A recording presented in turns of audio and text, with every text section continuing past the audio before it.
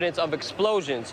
You actually see demolition squibs going off here and here where the major support columns were for the World Trade Center buildings. We actually have testimony from the FDNY firefighters who heard bombs and explosions within the building before it actually collapsed, and you could actually read some of the testimony here. This is actually what happened to our air defense system on 9/11.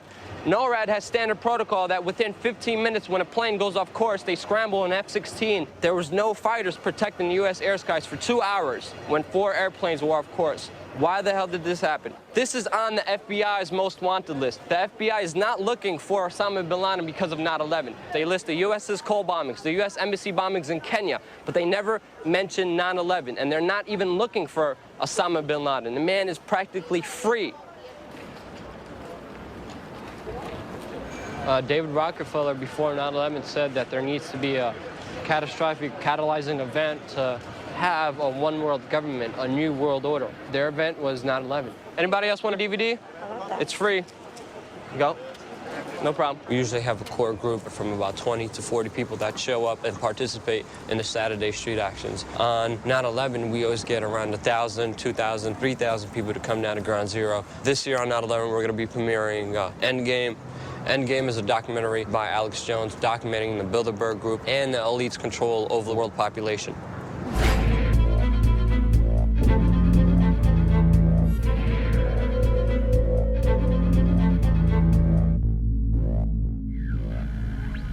The Bilderberg Group consists of the heads of all of the managing roundtable groups that steer individual countries.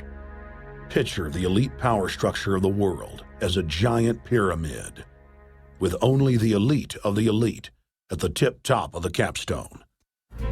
Former World Bank President James Wolfensohn, Rockefeller frontman Henry Kissinger, Vice Chairman of Rothschild Europe, the head of Daimler Chrysler, the owner of the Washington Post, Donald Graham, David Rockefeller. The group has been so secretive that until the mid-1980s, the controlled corporate media denied its existence. With the rise of the alternative media, their stranglehold on information has begun to slip.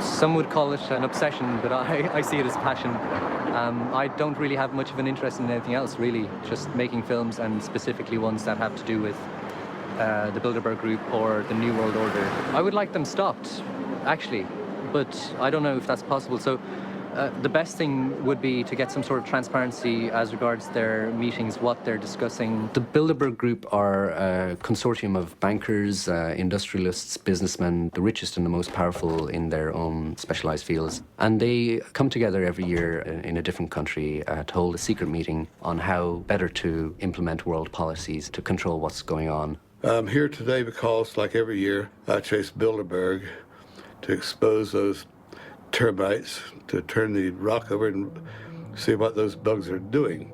It'll be a luxurious resort surrounded by armed guards with all the manpower we have trained on it. I think we'll find them.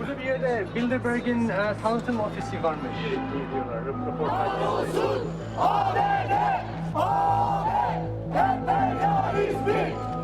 Kahrolsun halk düşmanı Bilderberg! Kahrolsun halk düşmanı Bilderberg!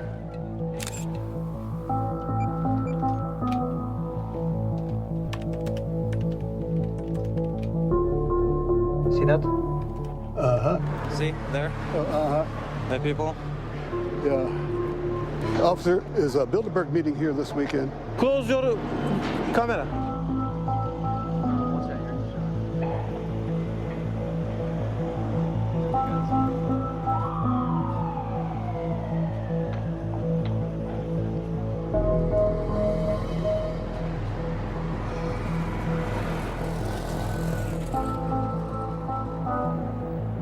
The same white car?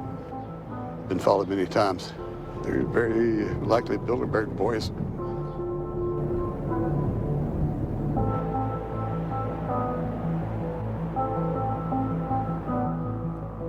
This looks like it. Looks like we've struck gold.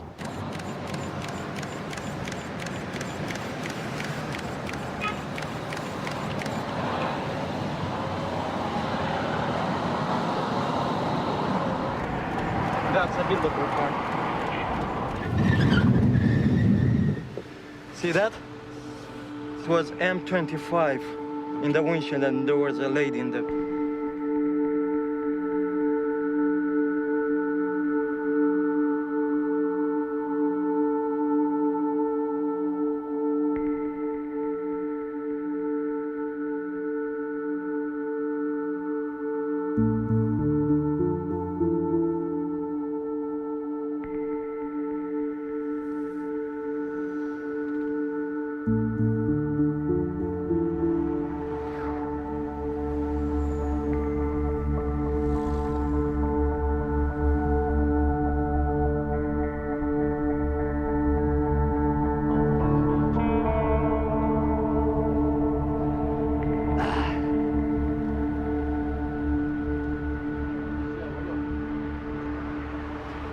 Hello.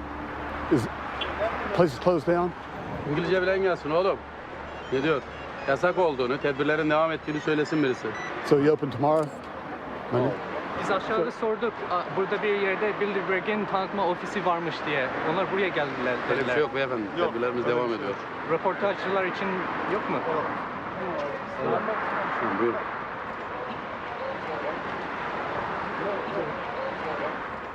I am afraid of being targeted because of these things. It's a state of being between fear and anger. I don't know if I can be doing it all my life. No, actually, do you know what? I think I will be. Could be that I've got some weird thing in my, chip in my ear saying you have to save the world. I don't know. I did actually get a CAT scan, and anyway, it showed something very interesting.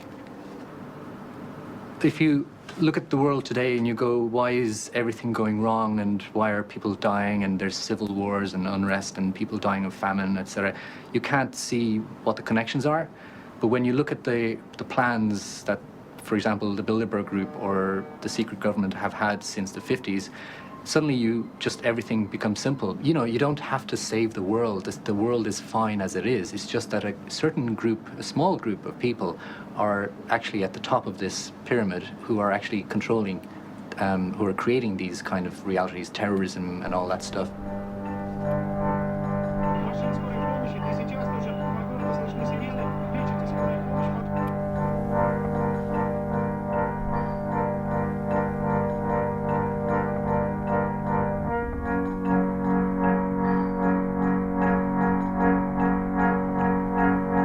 My fellow Americans and all those that love God and liberty listening in around the world, welcome back to the Officer Jack McLam program, coming to you from the high Rocky Mountains of Idaho, USA.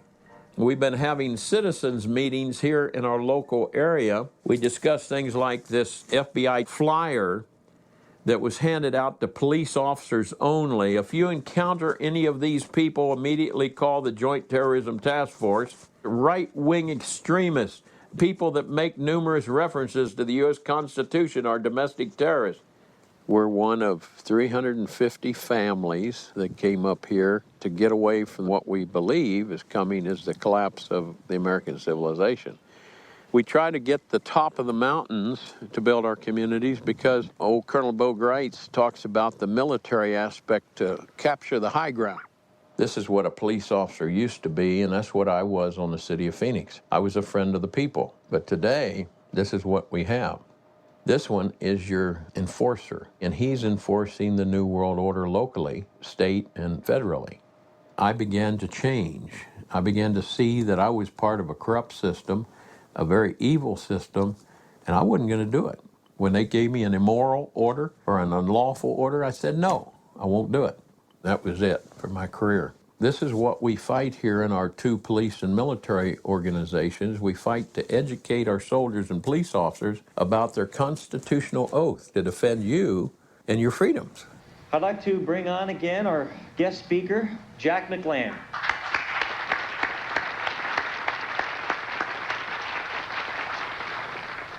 We started something called the Aid and Abet Police Newsletter. The subtitle was Constitutional Issues for Lawmen. I was being ostracized and driven out of my career.